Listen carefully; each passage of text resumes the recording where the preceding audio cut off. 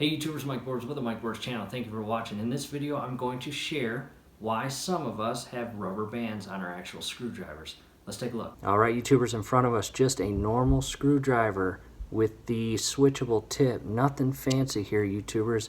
This is a Phillips tip and you can put in a flathead screw tip there. However, focus on this actual rubber band. I put these on all of my screwdrivers, and over time, all of us are going to get to a point where we experience a stripped screw.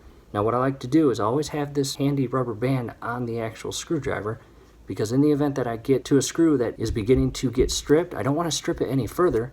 What I will do is actually put the rubber band over the screwdriver like this, loop it around the actual base, go all the way up to the actual tip, and now this rubber band will actually act as traction and be able to bite in and grab the actual stripped screw far better than this actual tip would.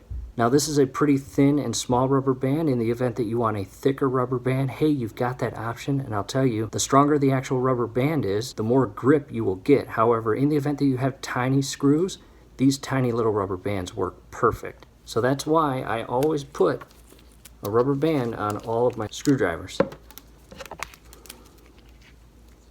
Alright YouTubers, inside the kitchen now, and I want to show you a previous project we just worked on.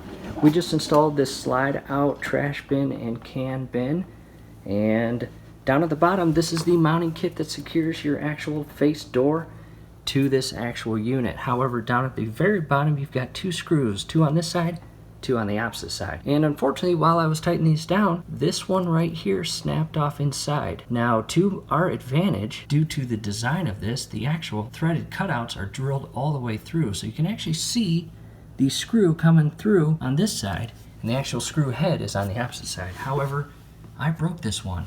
And that tip I just showed you with the rubber band, I actually looped it around this little torque tip here. As you can see, kind of a star pattern. And I came back from the opposite side here and just screwed it through. Now, there was no traction with tip to tip without the rubber band. However, once I added that rubber band to the actual tip here, I got a lot of traction and was able to unscrew this screw out of the hole and remove it completely. And here is that actual tip, or broken piece. As you can see, it broke off right inside. Very small screw, and it came out very easily using that rubber band method. And once I got it out, I went to the local hardware store, matched the actual thread of this screw right here, bought a new screw for 11 cents, brought it home, and secured it. Now it works perfectly. That's it YouTubers, hopefully the video helped, and you may want to actually add a rubber band to your actual screwdriver.